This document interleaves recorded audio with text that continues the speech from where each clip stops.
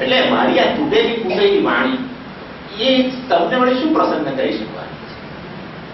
જેમ મોટો રત્નનો ભંડાર ઉઠાવનાર વ્યક્તિ હોય, એની પાસે આ વ્યક્તિ એક કાચનો ટુકડો ચળકતો લઈ જાય અને એને આંચવાનો પ્રયત્ન કરે, દેખો મેરે પાસ ક્યાં હે, દેખો. મધુમેહ વાણીનો ખજાનો, નિધિ, એને આ મારી સ્તુતિ શિવમય શું પ્રસન્ન કરવા? ઉનામિત્ય, ઉનામી અર્થાત પવિત્ર. તો વાણી પવિત્ર કરવાથી શું થાય? બે વસ્તુ છે. સંબંધ એનો હૃદય સાથે. વાણી પવિત્ર થાય તો હૃદય પવિત્ર થાય, હૃદય પવિત્ર હોય તો વાણી પવિત્ર થાય. સ્વામીજી એવું લાગતું નથી. ઘણા લોકોની મદ જતી વાણી હોય છે ખરી, પણ હૃદય અડધું છોડી દઉં છું તમે વધુ જતી વાણી ઈશ્વરની સ્તુતિ. આજ્ઞાની સ્તુતિ નથી, ઈશ્વરની સ્તુતિ છે. વાણીને હૃદય બંને પવિત્ર થાય, હૃદય પવિત્ર થાય, ઈશ્વરનો અનુગ્રહ આપો. આ વસ્તુ છે. ઈશ્વરની તમારી નાની સ્તુતિથી આમ ખોલાઈ નથી જતો. પુનામિત્ય ઇતિ અર્થે માત્ર આટલું પ્રયોજન છે. એના માટે હું આ સ્તુતિ કરું છું. કર્મ સાપેક્ષ હોવા છતાં ઈશ્વર અનુગ્રહ સ્તુતિથી આ રીતે અનુગ્રહ, ઈશ્વરની સ્તુતિથી હૃદય અને વાણી પવિત્ર થાય તો હૃદયની અંદર ઈશ્વર સંવેદન અનુગ્રહ દેખાય. જેમ અગ્નિની નજીક જાઓ અને તમે ઉષ્ણતાનો અનુભવ થાય શિયાળામાં, એવું છે. બેઠેલો જ છે હૃદયના કડવાશ. જો હૃદયમાં કડવાશ તો વાણીમાં કડવાશ નિશ્ચિત છે. હૃદયમાં પવિત્રતા પછી વાણીમાં કડવાશ ના. બરાબર? એ રીતે કર્માશ્રિત થઈને ભગવાન સૃષ્ટિ કરે. તાહા યસ્ય એનમ, એ કર્મો જ જેનું અયન છે એવો આ નારાયણ અભિયુક્ત થવા. શું કર્યું એને? તાસુ બીજમ અવાસ.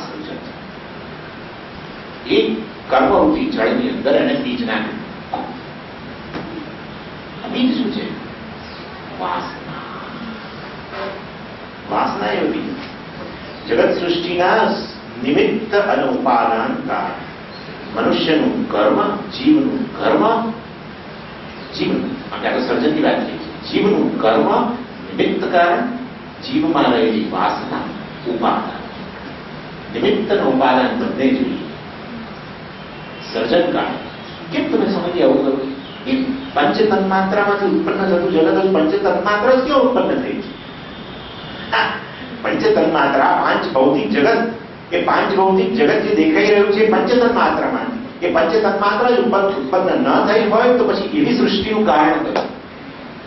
સૃષ્ટિમાં બે કારણો તો નિશ્ચિત જ છે, ઉપાદાન અને નિમિત્ત. ઉપાદાન વાસના, જીવની અનાદિકાળની વાસના જ ઉપાદાન બને. સ્વામી આવું કોઈ ઠેકાણે જરૂરી આપણું સ્વપ્ન જગત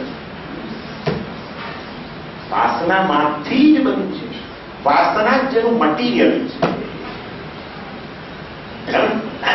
અને પેલો ચેતન જે સ્વપ્નનું દર્શન કર્યું છે નિમિત્ત છે. આમ મનુષ્યના પ્રલય કાળે જે તે જીવોના કર્મો એ નિમિત્ત બન્યા અને એના રહેલી વાસના ઉપાદાન. એ વાસનાને બીજ કેમ કર્યું? વાસનાને બીજ કેમ? બીજ તો છે જળ. બીજમાં ચેતનતા હોય, પ્રત્યેક બીજમાં ચેતનતા જ છે. રોપો એટલે ખબર પડે એ જીવ અવ્યક્ત અવસ્થામાં બેઠેલો જ છે. ઉદ્ભીજ રૂપે અભિવ્યક્ત થવાનો છે ત્યાં. બરાબર? અંડજ, જરાયુજ, ઉદ્ભીજ, સ્વેદજ, ચાર પ્રકારની યોનિઓ. એમાં એક વાત, તમે જો એ બીજની વાત કરતા હો, ભૌતિક બીજ, એ બીજમાં પણ જીવ છે. રોપો એટલે તરત બાદ કઈ યોની? સ્થાવર યોની અભિવ્યક્ત થાય જ છે. ચેતનતા છે. એવી રીતે આ બીજમાં પણ છે. એ બીજની અંદર જ વાસનાઓ અને કર્મ, એનાથી જગત સર્જાય. આપ અપસુ બીજમ અવાસ. ભગવાને નાખ્યું બીજ. નિમિત્ત અને ઉપાદાનને પહેલા ચેતન છે એને પહેલા ને નિમિત્ત ઉપાદાન આ રીતે જગ્યા ઓમ પૂર્ણમદ પૂર્ણમિદં પૂર્ણાત પૂર્ણમુદચ્યતે પૂર્ણસ્ય પૂર્ણમાદાય પૂર્ણમેવાવશિષ્યતે ઓમ શાંતિ શાંતિ શાંતિ.